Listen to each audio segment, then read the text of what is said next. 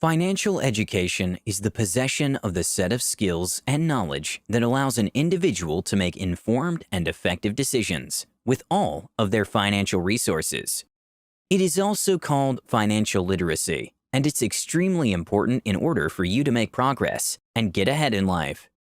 If you are looking for improvement in your personal and financial life, you might be looking for financial freedom and financial independence. It means that you want to reach a point in your life where you no longer have to depend on family, a job, or a company that you don't like for money. But there is another concept that I'd like you to understand. It is financial confidence. It is different from financial freedom.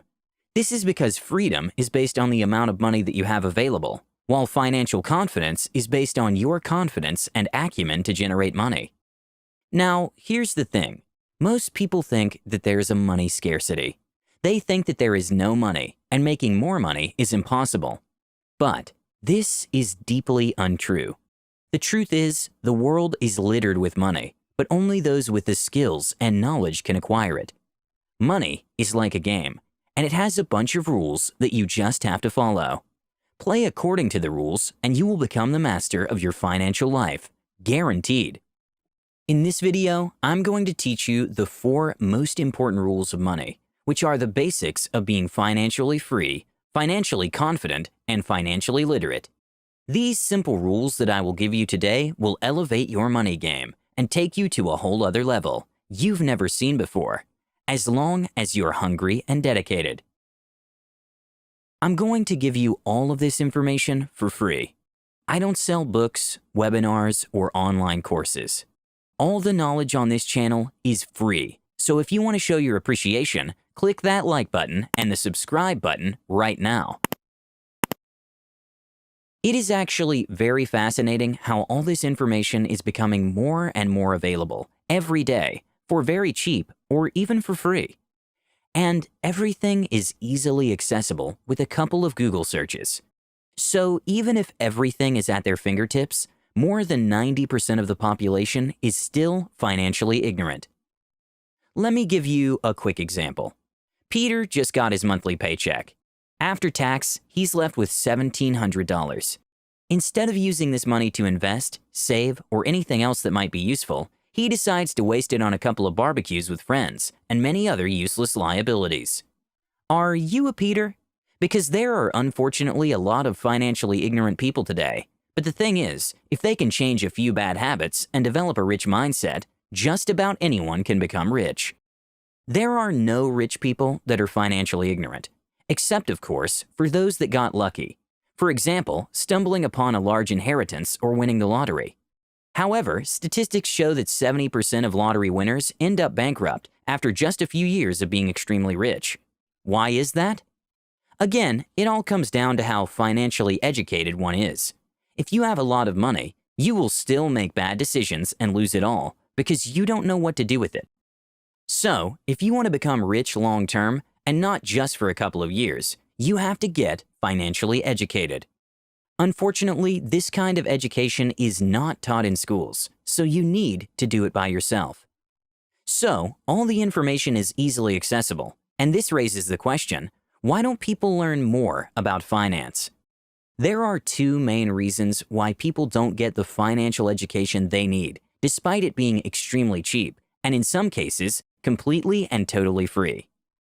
Reason number 1, conventional wisdom. Here's the truth. Financial education is not conventionally okay. Most people will give you a mindset of scarcity, and if your mindset is wrong, you will never attract money. For example, growing up, your parents might have been telling you, money doesn't grow on trees, and money is the root of all evil. These lies that people tell their kids are stopping people from taking the necessary steps to a better life financially. Another conventional concept that is widely thought but is extremely wrong is the negative connotation towards debt.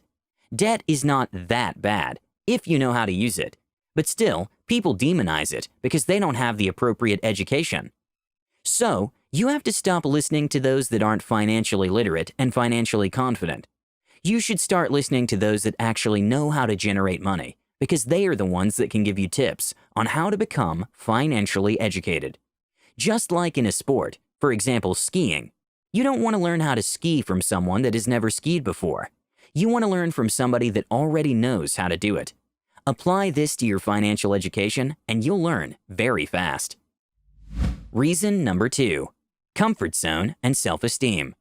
In order to generate money, it's believed among the rich that you need to be confident and have decent self-esteem.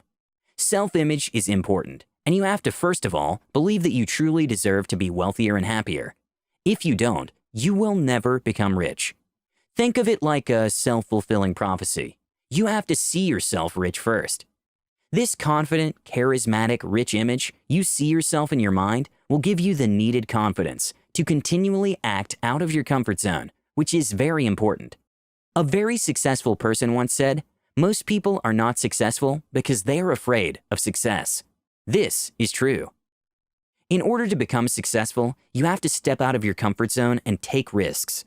For example, if you want to start your first business, but you don't have any money, you might first of all have to take the risk of getting a loan from your bank and putting yourself in thousands of dollars in debt, which is out of a lot of people's comfort zone.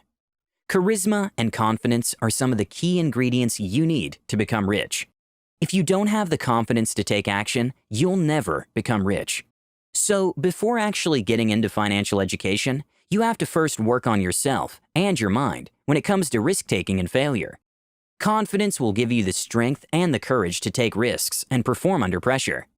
So now that you know all about why people don't get financially educated and the importance of it, let's get started with the 4 most important rules of being financially educated. Rule number 1, don't invest in what you don't understand. Investing is very important, especially when you want to multiply your money.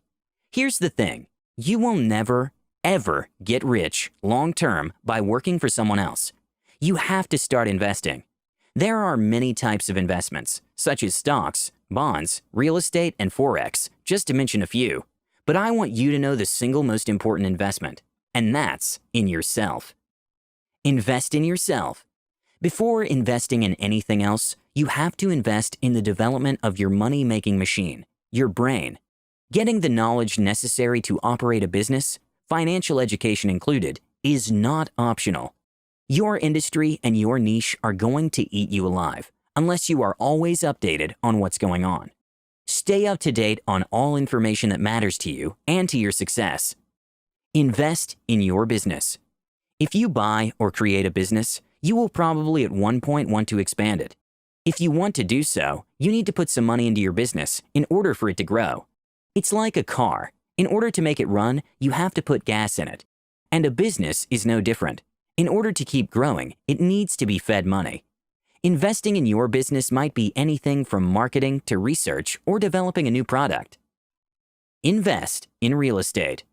Real estate investing, like other investments, are basically buy low and sell high. A simple concept with very complicated steps. Most real estate investors start with regular homes, then they move to commercial real estate, hotels, big commercial centers, offices, and more. Basically, you find units, structures, with potential that have been mistreated. You fix them up, you wait for the price to rise, and then you sell that unit in order to make a profit. Invest in stocks. Stocks, or shares, are literally part of a company that is for sale to the public. When buying stocks, you have the right to a part of the profits of that business, which is the equivalent of your initial investment. Just like any other investment, the stock market is pretty risky, and there are a lot of people that lose a lot of money with it. So, these 4 are the most important and well-known types of investments. However, independently of the type of investment that you choose, you have to know what you're getting into. There are rules to follow, but equally, there's a lot of misleading information out there. A lot of people are willing to scam you just to take your money. So you have to be very, very careful who you listen to. Do heavy research before putting your money in something new, or seek advice from a professional in that industry, preferably someone with skin in the game. Remember this rule. Never invest in something that you do not understand. Rule number 2. Debt is a powerful but deadly weapon. This one might be controversial, but the power of debt is underrated. All those that know how to use it will thrive, while those that are scared of it will miss a lot of opportunities. There is good and bad debt. Bad debt is anything that you know that you won't be able to pay off. For example, student loans. This is extremely painful, and it destroys the financial life of many people. We shouldn't ask 18-year-olds to make financial decisions of hundreds or thousands of dollars without considering the consequences. So be careful with that one, and only get in debt if you know what you're doing. On the other hand, good debt is the type of debt that you're absolutely sure you'll pay off, or you have a plan to pay it off, and it will also make you money. Getting in debt is a tool that you can use to get rich. For example, you might want to get a loan in order to start your business. If all goes as planned, you will pay off your debt and will be free to expand your business as long as you're always paying off your dues. Rule number 3. Think rich. Thinking rich is seeing yourself rich and acting rich. Essentially, you're playing the role of a rich person, and this might include living above your means. Living below your means is a defensive concept invented by financial gurus that to the most part is solid wisdom. I mean, we shouldn't live way beyond what we can afford, because that is how people end up in serious financial trouble. As long as you're disciplined and wise about what you're doing with your money, you have to also spend your money on things that give you confidence and make you feel good. Do you really think that depriving yourself of a couple of coffees at Starbucks will make you a millionaire? Instead of living below your means and saving a penny here and a penny there, start gaining new skills that will make you money in order to support your desired lifestyle. This single trick will have a huge impact on your mindset. You'll start seeing opportunities in places where you can make money. Rule number 4. Develop skills to acquire assets. Assets are things that put money in your pocket, while liabilities are things that take money out of your pocket. Your brain is your biggest asset, and you can develop it in order to be even more valuable. There are skills that are very demanded in the marketplace, and they all have 2 things in common. 1. They bring a lot of value to the market. 2. They make you a lot of money. So instead of working for someone else, start developing skills that will help you generate income from nothing, just by delivering results to the market. Figure out what best fits your abilities and develop your first high-income skills in order to gain the resources necessary to acquire more and more assets. Well, that's it for today's video. I hope you enjoyed it and gained value from it. If you did, give it a big thumbs up. Also, leave your thoughts down below. I'd love to hear them. With that said, don't forget to subscribe and enable notifications. Thanks for watching, and I'll see you in the next one.